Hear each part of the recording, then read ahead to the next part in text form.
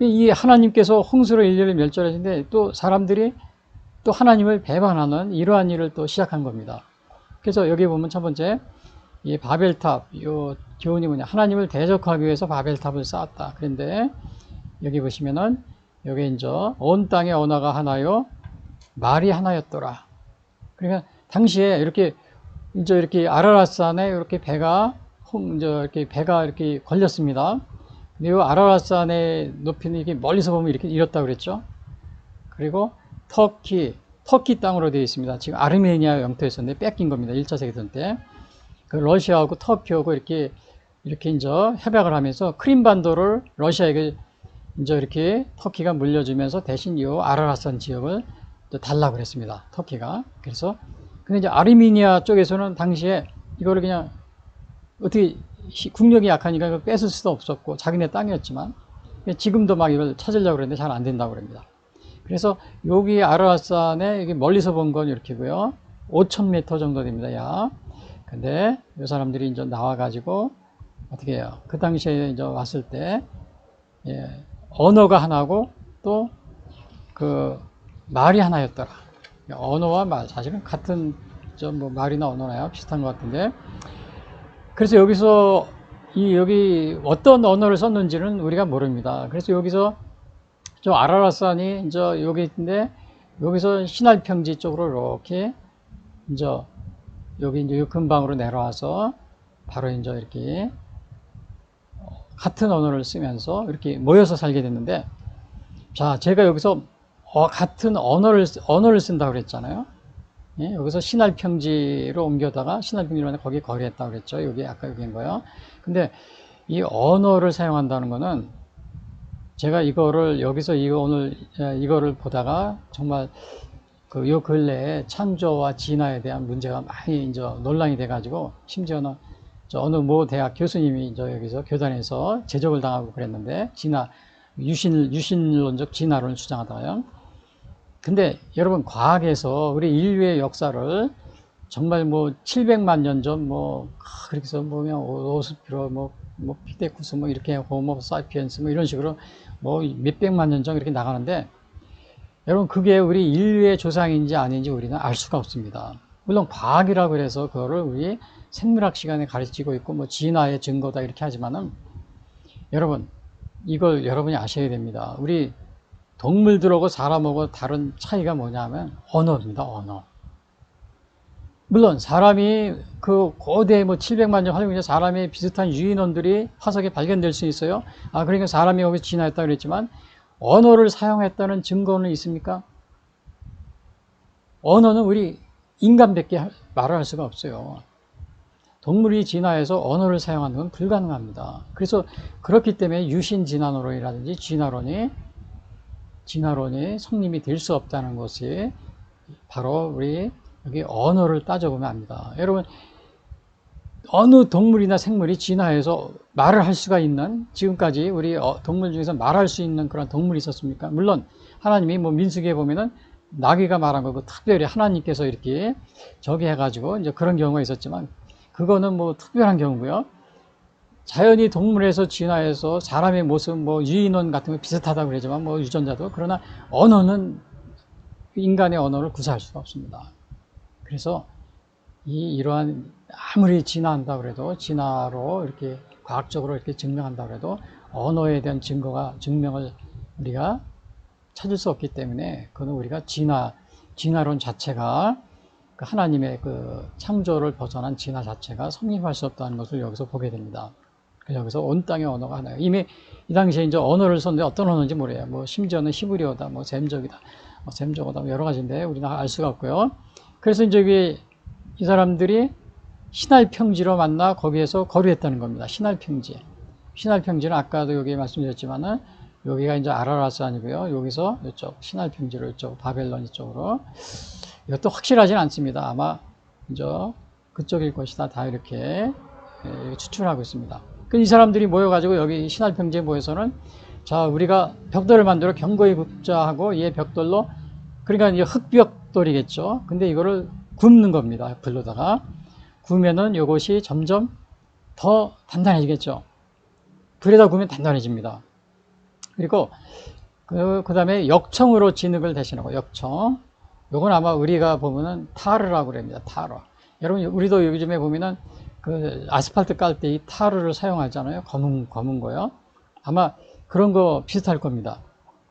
그래서 그 역청으로 진흙을 대신하고, 사실은 흙벽돌 쌀 때는 햇볕에 말립니다. 저도 그 흙벽돌을 많이 어렸을 때 만드는 걸 이렇게 많이 보고, 또 저도 만들어 봤어요. 이렇게 이렇게 나무를 만들어 가지고 조금 판을 만들어 벽돌을 만듭니다. 그러면 그냥 놔두면 굳어요. 그러면 돌같이 단단해집니다.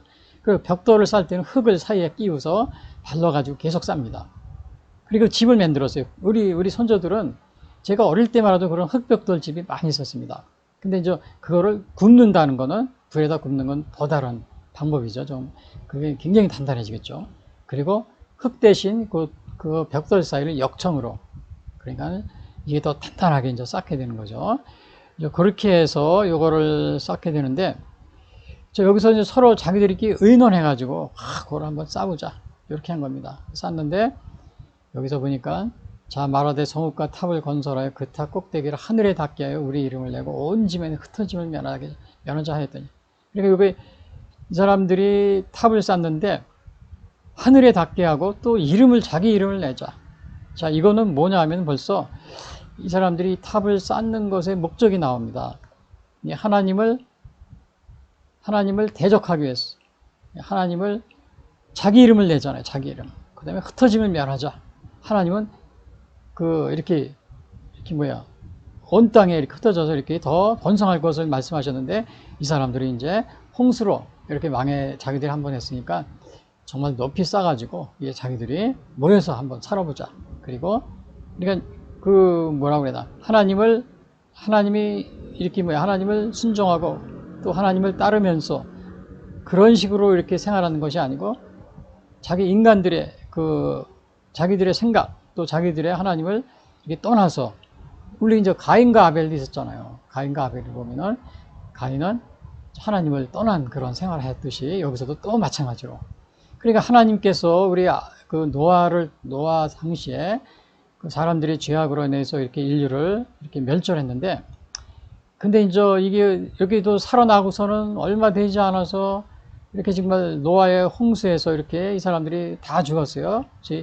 아주 그런 하나님께서 노아의 홍수에 이렇게 살아남은 사람들이 또 이렇게 다시 반역을 하는 이제 그러한 모습을 여기서 보게 됩니다. 얼마 지나지도 않았는데. 그리고 우리가 이렇게 높은 탑을 한번 지어보자. 7층입니다. 높아야 당시에 아마 7층인데 95m, 100m 정도 되는 거예요. 오늘날로 말하면 당시의 기술로서는 굉장히 우리가 좀 아주 선진화된 그러한 공법이라고 우리가 말할 수 있습니다. 근데 이렇게 이제 자기들이 높게 하나님 이름을 내고 하늘에 닿게 하자, 그러니까 하나님을 이제 이렇게 하나님을 대적하자, 이러한 의미를 가지고 있죠. 이게 이제 교만함을 나타나는 거죠. 교만. 그러니까 여기서도 보면 이렇게 교만하면은 이게 사람들이 교만해지면은, 하나님을 떠나면은 이렇게 교만해집니다. 하나님을 떠나게 됩니다. 그래서 우리 이러한 것들이 어디에 나와 있냐면은, 구약 성서에도 보면은 이사야 선지자가 이 바벨론의 멸망을 예언하는데, 이 바벨론을 갖다가 아주 이렇게 얘기하고 있어요. 어떤 식으로 얘기하냐면, 이사야서 14장 12절에 보면요, 너 아침의 아들 계명성이여. 이제 바벨론을 이렇게 지칭하면서 하는 얘기입니다. 어찌 그리 하늘에서 떨어졌으며 너 열국을 엎은 자여, 어찌 그리 땅에 찍혔는고. 당시에는 바벨론이 남유다를 멸망시키고 그 지역을 다 정복했잖아요. 내가 내 마음에 이르기를, 내가 하늘에 올라 하나님의 무별 위에 내 자리를 높이리라. 내가 북극 지폐의 산 위에 앉으리라. 내가 가장 높은 구름에 올라 지극히 높은 이와 같아지리라 하는도다. 그러니까 이렇게 이제 교만해진 겁니다. 여기서도 마찬가지예요. 하늘에 닿게 하자. 바로 여기서도 하나님의 무별 위에 높이 올라 하나님의 무별 위에 내 자리를 높이리고, 가장 높은 구름에 올라 지극히 높은 이와 같아지리라 하는도다. 이게 아주 똑같은 그러한 상황이 나타나고 있어요. 바벨론은 이렇게 교만하다 멸망했는데요. 그래서 오늘 이제 이렇게 인간의 요 교만, 이런 것, 여기서도 보면은 또 이런 게 있어요. 예, 여기서 보면은 우리 이름을 내고 그랬어요. 우리 이름을. 네, 하늘에 닿게 하여 우리 이름을 내고 이렇게 높이 쌓아서 하늘에 닿게 하고 우리 이름을 내자 그랬어요. 근데 사도 바울도 요거 예수님도 마찬가지고요. 그 자기 이름을 자기 의를 주장하는 사람을 예수님은 아주 굉장히 이렇게 나무라셨습니다. 사도 바울도 그랬어요. 유대인을 책망할 때 뭐라 그랬냐면 하나님의 의를 보고 자기 의를 세우려고 힘써 하나님의 의에 복종하지 아니한다. 이런 식으로 사도 바울이 이제 나무랍니다. 그리고 예수님도 그 정말 그 당시에 파리새인들이 있었잖아요. 그 파리새인들이 이제 기도할 때 누가복음 18장에 보면은 세리는 이제 감히 하늘을 우러러 보지도 못하고 죄인입니다 이렇게 기도하는데 파리새인들은 누가복음 18장에 뭐라고 기도하냐면요. 11절에 보면 파리새인은 서서 따로 기도하여 이르되 하나님이여 나는 다른 사람들고 토색, 불의, 간음을 하는 자들과 같지 아니하고 이 세리와도 같지 아니함을 감사하나이다. 나는 일에 2번씩 금식하고 또 소득에 11조를 드리나이다 하고 그리고 이제 그 자기의 의의를 이렇게 나타내고 자랑하는 겁니다. 근데 여기서도 하나님 여기 뭐예요? 우리 이름을 내자. 우리 이름을 내자. 여기서도 마찬가지로 이사야 선지자도 바벨론한테도 바벨론 국가 멸망할 것이다. 왜? 너무 교만하고 내가 하나님과 같이 되려고 하지 않았느냐? 사도 바울도 유대인들에게 자기 의의를 세우려고 너무 하나님의 의의에 복종하지 않는다. 막 이렇게 나무랍니다. 예수님도 마찬가지 누가복음 18장에서 이 세리들이 자기들은 정말 일에 2번씩 금식하고 소득에 11조도 드리고 그리고 세리와 같지 않게 자기들은 이렇게 토색, 불의, 간음도 하지 않고 그래서 우리가 하나님 앞에 막 이렇게 그렇게 얘기하면서 기도할 때 예수님이 그거를 나무라셨습니다. 그걸 나무라시고 자기 의의를 드러낸 거예요. 오늘도 여기도 마찬가지로 성읍과 탑을 건설하여 그 탑 꼭대기를 하늘에 닿게 하여 우리 이름을 내자. 이렇게 자기 이름을 내자고 그랬어요.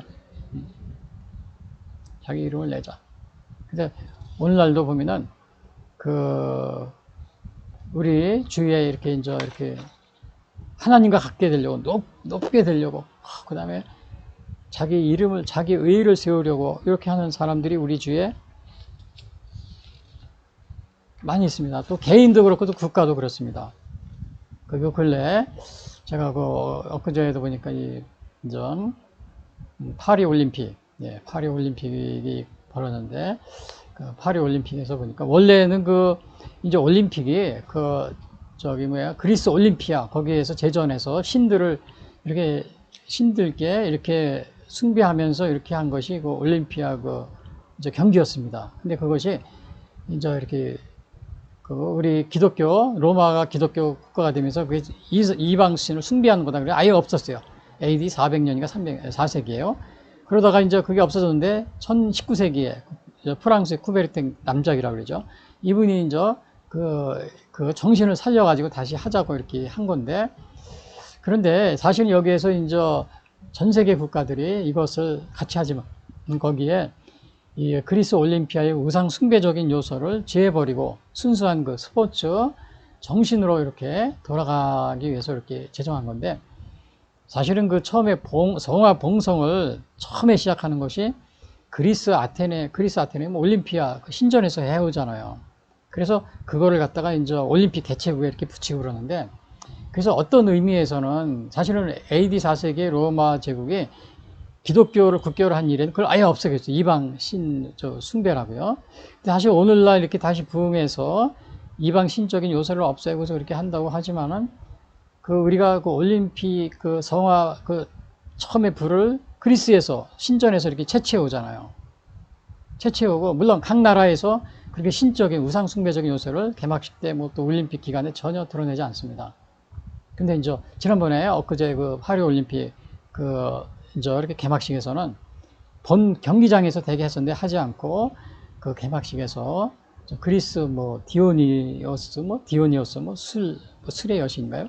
그걸 이렇게 그렇게 기념 그걸 묘사한다고 하면서 좀 이렇게 하면서 또 많은 여러 가지 동성애라든 이런 거를 또 관련시키면서 이렇게 축제를 이렇게 개막식을 해가지고 이게 지금 올림픽이 과연 이게 정말 이게 계속 이런 거를 우리가 해야 되는 것인가, 말아야 되는가, 이런 게 지금 또 생각을 안 해볼 수가 없습니다. 물론 그 모든 전 세계 사람들이 합쳐서 이렇게 하는 건 좋습니다. 그러나 거기에 이방 신을 숭배하는, 물론 이제 그리스 국가에는 좀 미안한 얘기지만요. 그러나 그런 걸 다 제거하고 또 그동안에는 이제 그러한 것이 나타나지 않고 그래서 그냥 무난히 넘어갔는데, 이번에 파리 올림픽에서는 너무나도 이제 그러한 색채가 우상 숭배적인 요소가 강하기 때문에, 그래서 이제 만약에 이런 것이 계속된다면 이것도 올림픽도 계속 유지되는 것이 아마 쉽지는 않을 것이다, 이런 생각이 듭니다. 왜냐, AD 4세기 이미 로마가 기독교 국교가 됐을 때 이거를 저 이방 순을 숭배한다고 해서 아예 없애버렸거든요. 거의 1000년 이상을 이렇게 중기되어 왔었거든요. 근데 다시 이 과거의 그 우상 숭배적인 요소를 다시 이렇게 살린다면, 살아나게 된다면은 이 올림픽 하는 거는 마치 우상을 숭배하는 것이 제전이 되기 때문에 아마 이 올림픽이 다시 이제 커다란 논쟁에 휩싸이지 않을까, 이런 생각이 듭니다. 근데 이 바벨탑 사건이 바로 그러한 당시에 이렇게 하나님께 불순종하고, 또 요 바벨탑 요 맨 위에 아까 여기 뭐라 그랬냐, 여기가 마르독 신전입니다. 신에게 제사를 드리기 위해서 이렇게 탑을 세운 겁니다. 그러니까 이러한 것들이 정말 하나님께서 보실 때는 이게, 하나님은 이러한 그 우상을 숭배하는 이러한 것들을 그냥 보고 계시지 않으시는 그러한 모습을 보게 되는 거죠. 그래서 혹시 여러분들은 이렇게 바벨탑을, 물론 이제 우리가 보이는 이렇게 신전 위에 또 우리 자신의 우상, 또 개인에게 우상, 또 국가적인 우상, 또 전 세계적인 우상, 뭐 이렇게 올림픽 제정 같은 데서 우상을 숭배하는 뭐 이런 걸 예술이라고 그랬는데, 사실은 그 예술이라기보다는 어느 그 신적인 숭배, 이러한 것이 가미가 되어 있는 거죠. 그래서 이러한 것들을 혹시 여러분들은 아직도 이렇게 따르고 세우고 있지 않습니까? 세우고 있지 않아요. 그리고 우리 대한민국 국가적으로 볼 때 우리나라도 바벨탑 같은 건 없습니까? 바벨탑 같이 이렇게 하나님께 대적하는 그러한 하나님을 대적한다 그랬죠. 하나님을 대적하기 위해서 바벨탑을 세웠다 그랬죠. 그러한 것은 없습니까? 다 국가마다 다 있습니다. 하나님을 대적하는데. 그래서 우리나라 같은 경우는 특히 물론 파리 올림픽의 개막식 때 좀 그러한 면이 있었지만, 또 전 세계적으로 국가적으로 볼 때는 이 공산주의 국가는 아예 하나님은 신은 없다. 그리고 하나님을 이렇게 기독교 신앙 자체를 이렇게 막고 있고 막 그러잖아요. 또 북한 같은 경우는 아예 뭐 신앙 자체를 인정을 해주지 않고 있고요. 또 공산국가에서는 대부분이 다 그렇죠. 그래서 오늘날은 이렇게 개인도 그렇지만은 또 국가적으로도 또 전 세계적으로 이렇게 다 바벨탑을 세우고 있습니다. 바벨탑. 그러나 이 바벨탑을 세웠을 때 하나님께서는 그냥 가만히 보고 있지만 않으십니다.